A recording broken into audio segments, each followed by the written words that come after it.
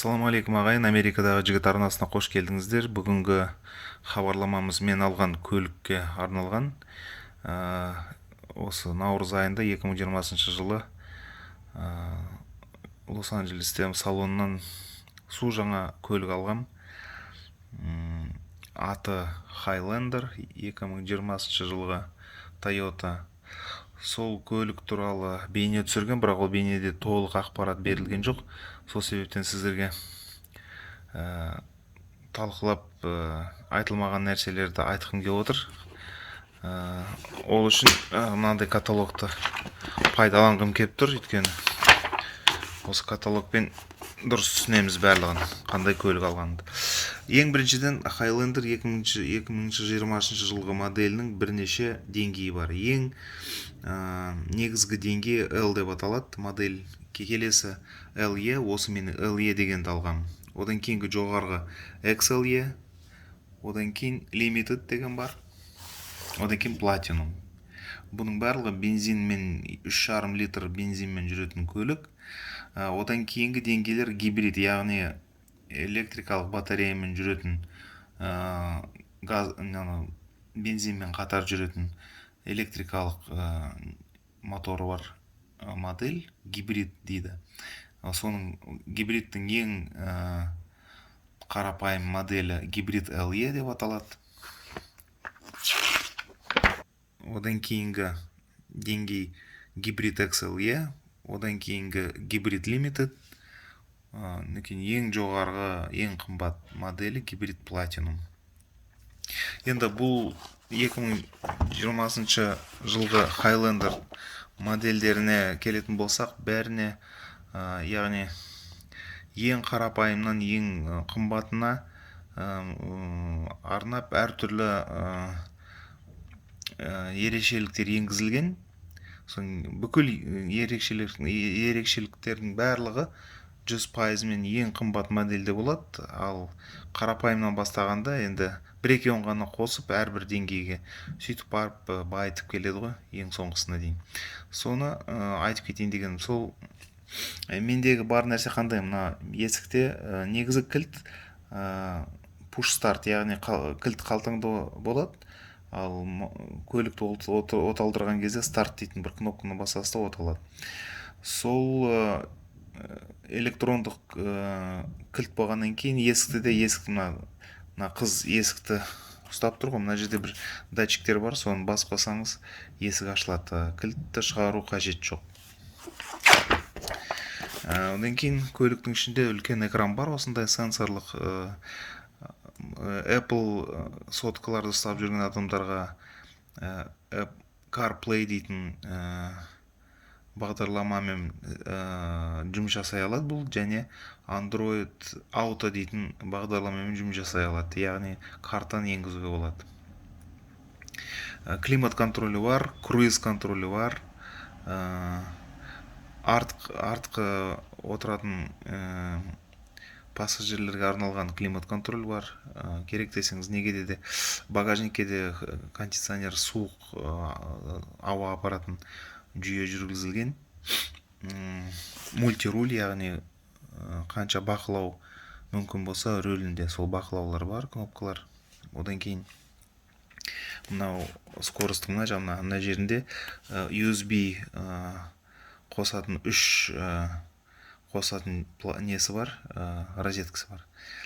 Некен олар 2 амперлік қуат беретін жүйе, яғни соткаңызды құртпайды, кәдімгідей зарядкасын береді дұрыстап. Тағы қандай айтып кететін нәрсе бар? Менің моделімде артқы багажниктің есігі кнопкамен ашылып, кнопкамен жабылады. Некен оны кілттен де автоматикалық түрде артқы есігін ашуға болады, жабуға да болады. Некен фараларды да автоматикалық режимге қосып қойға болады. Кешке өзі қосылады, күн шықса өзі өшеді. Тек қана габариттік сигналдарымен жүре бересіз. Мотордың мөлшері 3,5 литр. тез жүрөт, мыкты, андан кийин өтө өнөмдүү.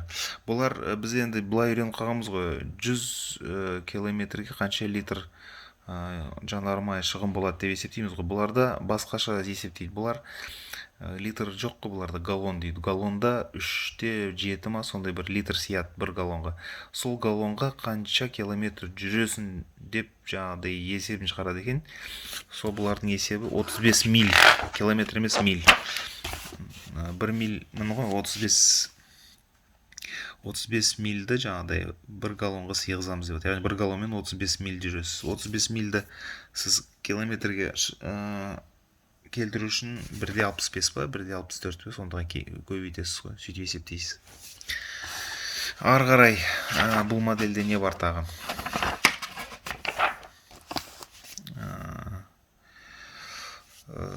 Артықшылығы міне осындай. Шын мәнінде өйстіп әдемі көрінеді, мына ішіндегі панель. Типтроник, яғни автоматикалық коробка, және типтроник қолмен де жаңағыдай өзіңіз жылдамдығын ауыстырсаңыз болады, сондай мүмкіншілік бар. Болмаса автоматикалық түрде өзіне қала береді. 3 режим бар: экономикалық, спорт режим бар, нормальный режим бар. Одан кейін мынандай ерекшелік бар. Мысалы үшін көз көрмейтін бір машинада кетіп бара жатқанда арттан қайдан кеп қалған білмей қаласыздар ғой кейбір кезде көлікті.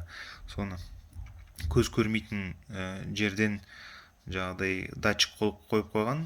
Сол көзіңіз көрмей тұрған көлікті болмаса басқа бір заттарды жақындаған айтып отырады.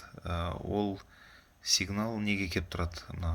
Жан жақтағы екі айна бар ғой, сол екі, сол жақтағы оң жақтағы айнадан оң жақтан кеп қалса оң жақтан белгі береді, сол жақтан болса сол жақтан белгі береді. Датчиктер жанып қалады кәдімгідей.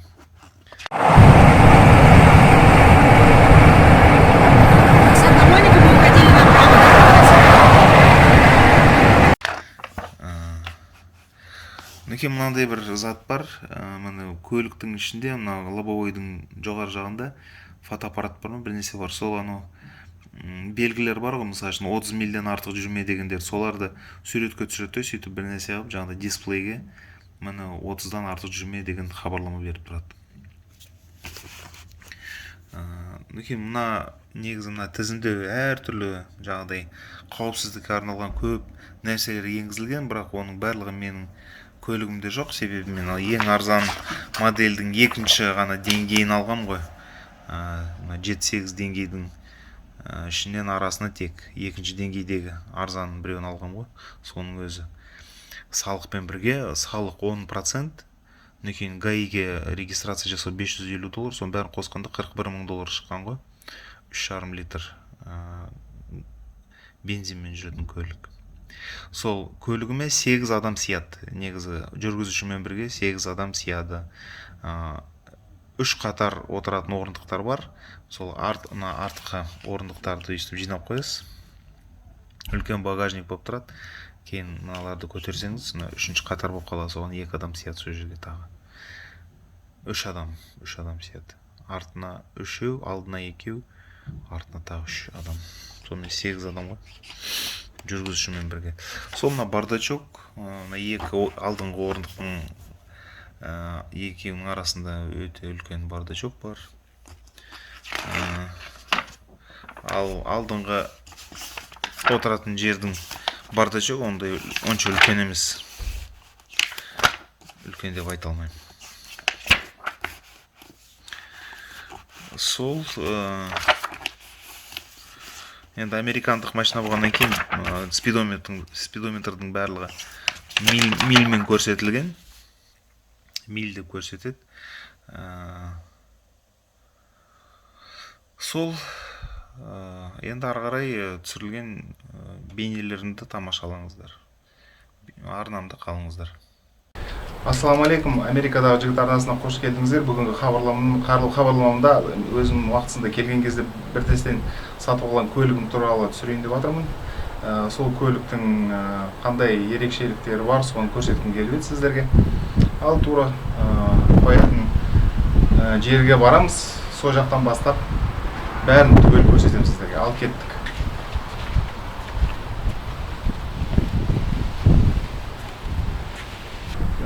негізі мына гаражда 3 жерден ашық болады. Ішінен бір қосатын кнопка бар, соны басып бассаңыз мынау ашылады. Болмаса машинаның ішінде пульт бар.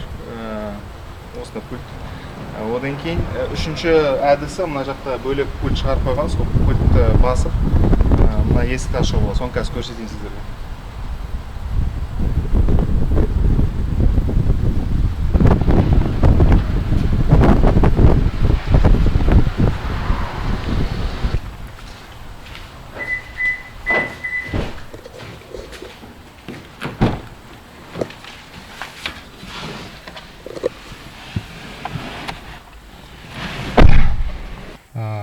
Бұл заманауи көлік, push start-пен оталады. Мінекей қараңыздар.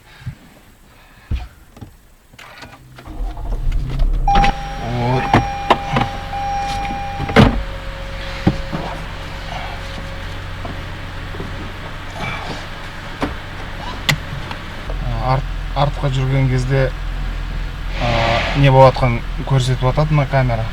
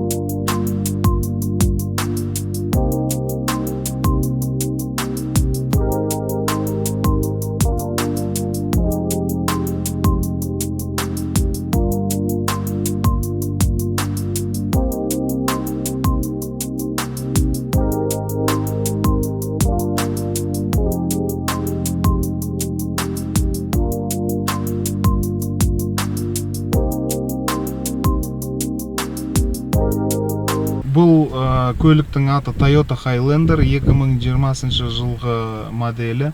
Негізі 4 модель бар, ең қымбаты бар, кейін базалық ең жай, былай айтқанда ең арзаны бар. Мынау екінші деңгейдегі модель, яғни ең арзаннан кейінгі екінші дәреже ғой. Бұл көліктің объемы 3,5 литр, коробкасы автомат, одан кейін привод дейді ғой, яғни 4 дөңгелегі емес, тек алдыңғы 2 дөңгелегі жүргізеді көлікті. Енді мына көліктің ішінде не бар екенін көрсетейін. Push start жүйесі негізі. Қазір мұны оталдырып берейін. Оператордан камераны алайын. Мінекей. Панель осындай. Міне рөлінде бүкіл бақылайтын заттар бар, бүкіл кнопкалары бар. Коробкасы автомат. Мына жақта бірнеше нелер бар, режимдары. Спорт, нормалдық және экологиялық, экономиялық режим бар. Мына парковканың барлығы қазір тормозға, ручной тормоз дейді ғой, тек кнопкамен басып енгізесіз. Сол кнопканы бассаңыз, ручной тормоз дейді ғой, соған көлікті соған қоюға болады. Одан кейін бардачок бар, мына жерде мінекей. Мына бардачок бар, ашшаны. Мына бардачок бар, мінекей мына панель. Мына панель қазір негізі мен соткамды осыған қосып көрсетем, қалай жұмыс жасайды. Мына жақта меню бар. Картаны енгізуге болады. Мына сотканы қосқаннан кейін карта көрсетіледі. Google картамен жағдай керек жерге бара бересіздер. Климат контроль, алдында да, артында да климат контроль. Мына жақта. Мына менің гаражымның пульті ғой, гараж және осы жаққа, осы аймаққа кіретін дарбаза бар, сол дарбазаны ашатын кнопка. Мына жақта сол көзәйнек салатын не бар, қуыс бар. Сол қазір енді ішінде көрсетейін. Қазір машинаны өшіре тұрайық.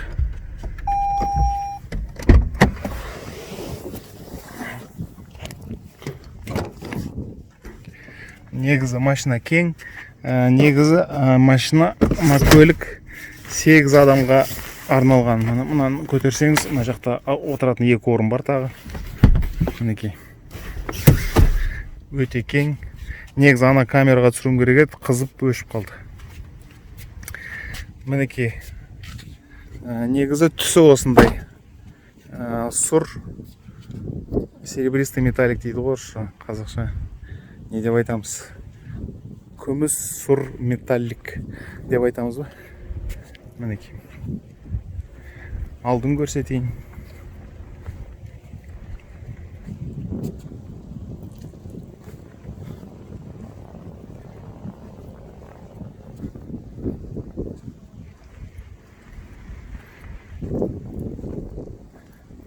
Мінекей арты бұлай ашылады. Негізгі базалық моделінде қолмен ашасыз. Ана жақта электронды жүйе өзі ашады, жапқанда да өзі жабады. Мінекей багажник өте кең. Запаскасы астында, қазір көрсетемін. Мына жақта. Мына запаскасы осында. Ал мына жақта жаңағыдай. Мынаны ашсаңыз астында қуысы бар андай. Инструмент саластыр. Мына ғой, мына жерден тартып көтеруге болады. Сонда 8 адам ғой, жүргізушімен бірге 8 адам сияды бұл машинаға, көлікке. Мінекей. Жапқанда да мына жақта кнопкасы бар.